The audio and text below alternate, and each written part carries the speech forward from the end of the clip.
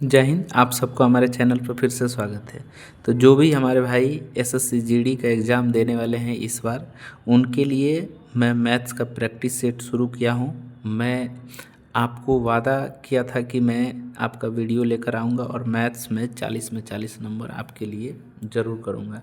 तो आप इस वीडियो को ज़रूर देखिएगा, शेयर करिएगा, सब्सक्राइब करिएगा और लाइक करिएगा। कमेंट्स करके हमको ज़रूर बताइए कि ये वीडियो आपको कैसा लगा। देखिए, एक लड़के की आयु उसके पिता की आयु से 24 वर्ष कम है और 2 वर्ष में उसकी आयु उसके पिता की आयु की आधी हो जाएगी। उसके पिता की आयु कितनी है बतानी है। तो देखिए, अगर हम लड़के की आयु को मान लेते हैं x, ठीक है, तो जो फादर होंगे उनकी आयु कितनी हो जाएगी, x प्लस 24 हो जाएगी, क्योंकि 24 वर्ष अधिक है। अब देखिए, उसके बाद कहा है कि 2 वर्ष में उसकी आयु जो होगी पिता की आयु की आधी हो जाएगी। तो 2 वर्ष में इसकी आयु कितनी होगी, x प्लस 2 हो जाएगी, और पिता की जो आयु होगी वो कितना हो जाएगी, x प्लस 24 में 2 इधर भी जोड़ देंगे तो ये जो हो जाएगी कितनी हो जाएगी, x प्लस 26 हो जाएगी। अब देखिए, यहाँ x प्लस 2 है और इधर हमारे पास x प्लस 26 हो गया, और 2 वर्ष में पिता की आयु की आधी हो जाएगी इसकी आयु। तो पिता की आयु की अगर हम आधी कर दे तो ये पुत्र की आयु हो जाएगी। तो इस तरह से 1/2 कर देंगे और क्रॉस करेंगे तो ये कितना आएगा, 2 से इसमें गुणा हो जाएगा 2x प्लस, फिर 2 से यहाँ गुणा होगा तो ये 4 होगा। इधर x प्लस कितना हो जाएगा 26, x को x तरफ कर लेंगे, 2x माइनस एक्स बराबर अंक इधर चला जाएगा, 26 माइनस 4 होगा। तो x बराबर हमारे पास क्या निकल कर आएगा, 22। यानी कि x का जो वैल्यू निकल के आ गया कितना, 22 निकल गया। अगर हमको पिता की आयु बताना है तो पिता की आयु कितना है, x प्लस 24 है और x का मान आया 22, तो इसमें 22 जोड़ देंगे तो कितना निकल जाएगा, पिता की जो आयु निकलेगी वो कितना हो जाएगी, देख लीजिए 46 वर्ष हो जाएगी। ठीक है ना, पिता की आयु पूछी गई है तो ऑप्शन आपका कितना हो जाएगा, ए हो जाएगा। चलिए दूसरे सवाल पे हम बढ़ते हैं। दूसरा सवाल देखिए, कह रहा है कि एक उधार ली गई राशि पर 1 वर्ष में 6% की वार्षिक दर से बनने वाला ब्याज इसके मूलधन का 1/3 है। x का ज्ञात करना, मान x जो समय है वो कितना है बताना है। तो देखिए, जैसे मूलधन का ब्याज जो है 1/3 है, तो अगर हम मूलधन को p को अगर हम 3 मान लेते हैं तो जो हमारा ब्याज मिलेगा वो कितना हो जाएगा, वो 1 हो जाएगा। ठीक है, और आपको पता है कि SI जो होता है वो क्या होता है, P/R/T/100 होता है। अब SI कितना 1 है, P हमारे पास कितना 3 है, R हमारे पास कितना दिया गया 6, तो यहाँ 6 रख देंगे। समय हमारा T जो है वो कितना x है, तो x ले लेंगे, बट्टे हमारा 100 हो जाएगा। यहाँ क्रॉस करेंगे तो 100 बराबर हमारे पास कितना मिलेगा, यहाँ 18x होगा, और x का मान अगर हम निकालते हैं तो 100/18 होगा। ये कटेगा तो कितना होगा, 50/9, 50/9 होगा।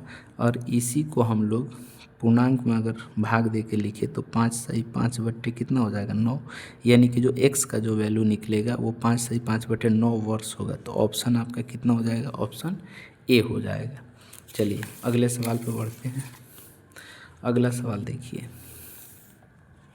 अगला सवाल जो है कह रहा है कि 2 बर्तनों में दूध और पानी का अनुपात 2 और 3 है तथा 7 और 3 है। मैंने 2 बर्तन है, एक में 2:3 के रेशियो में है और दूसरे में 7 और 3 के रेशियो में है। दोनों बर्तनों के मिश्रण को मिलाने पर तीसरे नए बर्तन में प्राप्त नए मिश्रण में दूध और पानी का अनुपात बताना है। तो देखिए, इसमें जो है मिल्क है और वाटर है, यही रेशियो दिया गया है। कितना है, 2 और 3 का पहले बर्तन में, दूसरे में 7 और 3 का है। तो अब मान लीजिए कि हमको एक तीसरा मिश्रण में इसको बदलना है तो वो कितना होगा ये बताना है। अब देखिए हम देखें तो पहले वाले जो मिश्रण होगा वो कितना लीटर हो रहा है, टोटल 5 लीटर, दूसरा जो हो रहा है 10 लीटर, यानी कि यहाँ पे रेशियो इसका समान नहीं है। तो रेशियो को समान करने के लिए, जैसे ये 10 है तो इसको भी हम 10 कर देंगे समान करने के लिए, तो यहाँ 2 से गुणा करना होगा। जब 2 से गुणा करेंगे तो टोटल रेशियो में गुणा होगा, तो 2 दूना यहाँ क्या हो जाएगा 4 होगा, और फिर यहाँ 3 दूना 6 हो जाएगा, और ये जैसे वैसे ही लिख देंगे 7 और 3 का। तो जो नया रेशियो हमारा यहाँ पे रेशियो बैलेंस हो गया, तो इसको हम जोड़ेंगे तो ये कितना हो जाएगा, ये 11 हो जाएगा और ये 9 हो जाएगा। यानी कि जो हमारा तीसरा वाला रेशियो मिलाएंगे बर्तन में तो वो कितना का होगा, 11 और 9 का होगा। तो ऑप्शन आपका कितना हो जाएगा, बी हो जाएगा। चलिए अगले सवाल पे बढ़ते हैं। अगला सवाल देखिए, कह रहा है 10 पुरुष किसी कार्य को 18 दिनों में पूरा कर सकते हैं। 6 दिन बाद 5 और पुरुष उनके साथ कार्य में शामिल हो जाते हैं। शेष कार्य को पूरा करने में कितने दिन का समय लगेगा। देखिए सवाल जो कह रहा है कि 10 पुरुष अगर काम करे तो 18 दिन में टोटल काम समाप्त हो जाएगा, लेकिन 6 दिन के बाद 5 पुरुष आ रहा है। तो अब बताइए 6 दिन के बाद 5, 6 दिन तो काम हो गया है, यानी कि 10 पुरुष का कितना दिन का काम बचा हुआ है, 12 दिन का काम बचा हुआ है।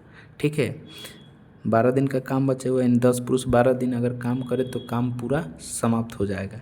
लेकिन अब क्या हो जाता है ना कि 6 दिन के बाद 5 पुरुष और आ जाते हैं, पहले 10 थे 5 पुरुष और आ गए, ठीक है, तब काम कितने दिनों में चलेगा, तो हम मानते हैं काम x दिनों में समाप्त हो जाएगा।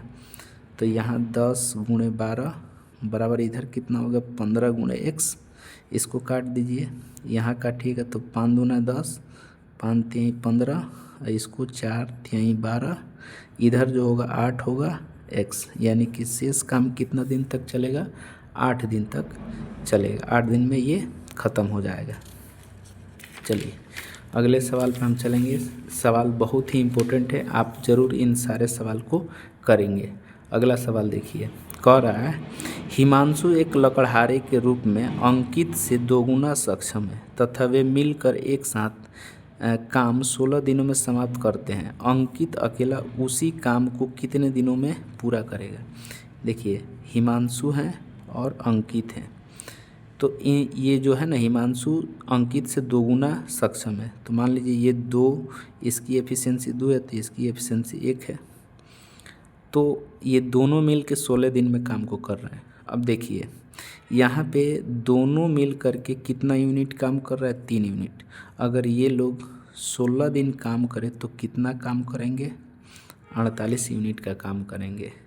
अब यही टोटल काम हो गया। इसी काम को केवल अंकित करेगा तो कितने दिनों में करेगा, अंकित एक दिन में मान लीजिए एक काम करता है तो 48 काम उसको करना है, तो कितने दिन लगाएगा, 48 दिन ही लगाएगा वो। तो यहाँ पे ऑप्शन क्या हो जाएगा, ऑप्शन बी हो जाएगा। ठीक है, चलिए अगला सवाल पर देखिए। यहाँ देखिए 20 वस्तुओं का एक बॉक्स 20% की छूट के बाद 6400 में ख़रीदा गया। प्रत्येक वस्तु की कीमत बतानी है। देखिए मान लीजिए 20 वस्तु के एक बॉक्स है और उसको 20% छूट के साथ इतना में ख़रीदा गया। हम मानते हैं कि 20 वस्तुओं का बॉक्स जो था कितने रुपए का था, 100 रुपये का था। 20% छूट पे ख़रीदा गया, यानी 80% पे ख़रीदा गया। कितना में ख़रीदा गया, 6400 रुपये में ख़रीदा गया। तो यहाँ देखिए ये 0 से 0 कटा, 8 अठाई 64 कट जाएगा, 800 इधर होगा, यानी 1 बराबर कितना हो जाएगा, 8000। ठीक है, ये कितना का था, टोटल 8000 रुपये का था। और इसमें कितने वस्तु थे, 20 वस्तु। तो पूछा गया प्रत्येक वस्तु की कीमत कितनी है। 8000 का था, 20 वस्तु इसमें था, तो प्रत्येक का अगर हम निकालेंगे तो 20 से भाग दे देंगे, तो ये कितना हो जाएगा, ये 400 रुपया हो जाए। प्रत्येक वस्तु की कीमत कितनी हो जाएगी, 400 रुपया हो जाएगी। ठीक है, चलिए अगले सवाल पर बढ़ेंगे। देखिए यहाँ पे सवाल नंबर हमारा 7 देखिए, कह रहा है एक व्यक्ति 16,800 में 18 खाट बेचकर 3 खाट के क्रय मूल्य के बराबर का लाभ प्राप्त करता है। एक खाट का क्रय मूल्य कितना होगा। अच्छा, प्रॉफिट कब होता है, पहले हमको ये बताइए। प्रॉफिट जो होता है जब हम एसपी में से सीपी को घटाते हैं। तो यहाँ पे कितना खाट बेचा गया, 18 खाट बेचा गया, यानी 18 खाट जब बेचा गया तो इसका मतलब 18 खाट खरीदा भी गया होगा। तो 18 का SP जो होगा और 18 का CP इक्वल जो हो जाएगा वह कितने कह रहा है कि 3 खाट के क्रय मूल्य के बराबर हो रहा है, तो 3 के CP हो जाएगा। ठीक है, प्रॉफिट। अब देखिए यहाँ 18 SP इक्वल ये इधर चला जाएगा तो 21 CP हो जाएगा। अब इस तरह से 18 का जो विक्रय मूल्य दिया गया वो कितना दिया गया, 16,800 रुपया दिया गया। तो यहाँ 16,800 रुपया रख लेंगे बराबर यहाँ 21 CP हो जाएगा। और एक का अगर हम निकालें तो कितना रुपया हो जाएगा, 800 रुपया हो जाएगा। यानी एक का क्रय मूल्य कितना रुपये निकल के आएगा, एक का क्रय मूल्य 800 रुपया हो जाएगा। ठीक है ना। चलिए अगले सवाल पर हम बढ़ते हैं। अगला सवाल ध्यान से देखिए, ये क्या कह रहा है। कह रहा है एक चुनाव में उम्मीदवार ए को कुल मान्य वोटों के 75% के बराबर वोट मिले हैं। यदि कुल वोटों में से 15% वोटों को अमान्य घोषित किया गया और कुल वोटों की संख्या 5,60,000 है तो एक के पक्ष में पड़ने वाले मान्य वोटों की संख्या ज्ञात करना है। अब देखिए हमको पता है कि टोटल वोट कितना 5,60,000 वोट हैं। ठीक है, उसमें से 15% अमान्य है तो मान्य वोट कितना 85% है। उसमें से ए जो है उसको कितना मिला है 75% वोट मिला है। तो मिला कितना यही बताना। यहाँ से देखिए अगर आप इसको काटिएगा तो 25 तिया 75, ठीक है, ये हो जाएगा 25 चौका 100 हो जाएगा। इसको काटिए 17 25 85 और ये हो जाएगा 20 25 100। 1 0 से 1 0 ये कट जाएगा। यहाँ 4 दूना 8 और 8 सत्ते 56 कट जाएगा 7 बार में। तो यहाँ पे आपके पास बचा कितना, ध्यान दीजिए इधर कितना हो गया 7,000 बचा। गुणे इसको गुणा कर लीजिए 17 तिया 51। अगर 7 से गुणा करेंगे तो 7 और 35 यानी कि 3,57,000 टोटल वोट ए के पक्ष में पड़े। ठीक है ना, ए के पक्ष में इतना वोट पड़ा हुआ है। ठीक है, तो ऑप्शन आपका कितना हो जाएगा, ऑप्शन बी राइट हो जाएगा। चलिए ये आपका सवाल था। चलिए अगले सवाल पर हम बढ़ते हैं। आप इस वीडियो को ज़रूर शेयर करिएगा और इसको लगाइएगा, बहुत ही इम्पोर्टेंट सवाल हम लेकर के आए हुए हैं। देखिए यदि किसी संख्या के 28% का मान क्या है 20 के बराबर है तो उसी संख्या के 49% का मान क्या होगा। ठीक है ना, यानी 28% का मान क्या है 20 के बराबर है तो उसी संख्या के 49% का मान ज्ञात करना है। देखिए 28% जो है ना 28% किसके बराबर है, वो 20 के बराबर है। तो हमको 49% का मान बताना है तो हम लिख देंगे 49% बराबर क्या होगा। तो इसको काटिए अगर तो देखिए 7 चौक 28, ठीक है, और ये जो हो जाएगा 7 सत्ते 49 होगा। यहाँ काट दीजिए 5 चौका 20 5 हो जाएगा और इसको गुणा कर देंगे तो 7 पचे 35 हो जाएगा। वो कितना हो जाएगा 35 हो जाएगा। बहुत ही ईजी सवाल है। आगे देखिए यहाँ पे देखिए अगला सवाल कह रहा है ए और बी दोनों के वेतन का योग 4300 रुपया है। ए अपने वेतन का 95% खर्च करता है और बी अपने वेतन का 80% खर्च करता है। यदि उनकी बचत राशियाँ समान है तो ए का वेतन कितना है ये बताना है।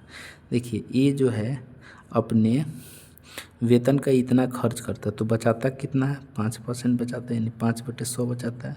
वी जो है अपने वेतन का 80% खर्च करता है तो कितना बचाता है 20% बचाता है। तो 20/100 हो गया, क्योंकि इनकी क्या कहा गया है बचत की राशियाँ समान है तो हम समान राशियाँ बचा लेंगे। तो यहाँ देखिए 100 से 100 कट जाएगा, इसको काटेंगे तो 5 चौका 20 होगा। यानी ए और वी का जो रेशियो आएगा वो 4 और 1 का हो जाएगा। अब देखिए इनका जो वेतन का कुल योग दिया गया, यानी कि यह रेशियो में 5 रेशियो है और 5 रेशियो कितने के बराबर है 4300 के बराबर है। तो अगर एक रेशियो निकाले तो इसको अगर हम काट दें तो 8 पचे 40 6 पचे 30, यानी कि एक रेशियो 860 के बराबर होगा। तो ए का वेतन पूछा गया, यानी 4 रेशियो का मान पूछा गया है तो 860 गुणे 4 कर देंगे 0 24 4 2 32 2 34, यानी 3440 रुपया होगा। ठीक है ना, 3440 रुपया होगा। चलिए अगले सवाल पर हम बढ़ते हैं। अगला सवाल देखिए, ये कह रहा है कि दो संख्याओं के बीच का अनुपात कितना है, 5 और 9 है। यदि दोनों संख्याओं में 6 जोड़ा जाता है तो उनके बीच का अनुपात 2 और 3 हो जाता है। वे मूल संख्याएं ज्ञात करना है। यहाँ देखिए 5 और 9 दिया गया है, ठीक है ना, अनुपात संख्या का, और इसमें जोड़ा जाता है 6, तब ये कितना हो जाता है, 2 और 3 हो जाता है। तो सबसे पहले हम देखेंगे कि क्या रेशियो समान मात्रा में बढ़ रहा है कि नहीं। तो यहाँ देखिए, यहाँ रेशियो कितना बढ़ रहा है, 3, यहाँ रेशियो 6 से बढ़ रहा है, यानी कि रेशियो समान मात्रा में नहीं बढ़ रहा है। तो सबसे पहले हम रेशियो क्या करेंगे, समान करेंगे। अगर रेशियो समान करेंगे तो देखिए यहाँ कितना का अंतर है, 2 और 3 में 1 का अंतर है, 5 और 9 में कितना का अंतर है, 4 का अंतर है। तो इसके अंतर से इसमें गुणा और इसके अंतर से इसमें गुणा करते हैं। तो यहाँ हम अगर कितना से गुणा कर दे, 4 से, और यहाँ गुणा कर दे 1 से, तो नया रेशियो क्या मिलेगा, 5 और 9 का इधर मिलेगा, इधर कितना हो जाएगा, 4 दूना 8, और कितना हो जाएगा, 12। अब देखिए रेशियो समान मात्रा में बढ़ रहा है, यहाँ भी 3 और यहाँ भी 3, यानी 3 रेशियो बढ़ रहा है और 3 रेशियो बढ़ रहा है, लेकिन संख्या में कितना बढ़ रहा है, 6। 3 रेशियो बराबर 6, तो 1 रेशियो बराबर कितना हो जाएगा, 2। तो हमसे पूछा गया कि मूल संख्याएं कितना, तो मूल 5 और 9 वाला है, तो 5 रेशियो अगर निकालते हैं तो कितना हो जाएगा, 10, और 9 रेशियो निकालते हैं तो 9 गुणे 2 18 हो जाएगा, यानी कि हमारा 10 और 18 संख्या हो जाएगी, यही वाला ऑप्शन बी हो जाएगा। चलिए लास्ट सवाल है, देखिए कह रहा है कि 9, 17 और 27 का चतुर्थ अनुपात ज्ञात करना है।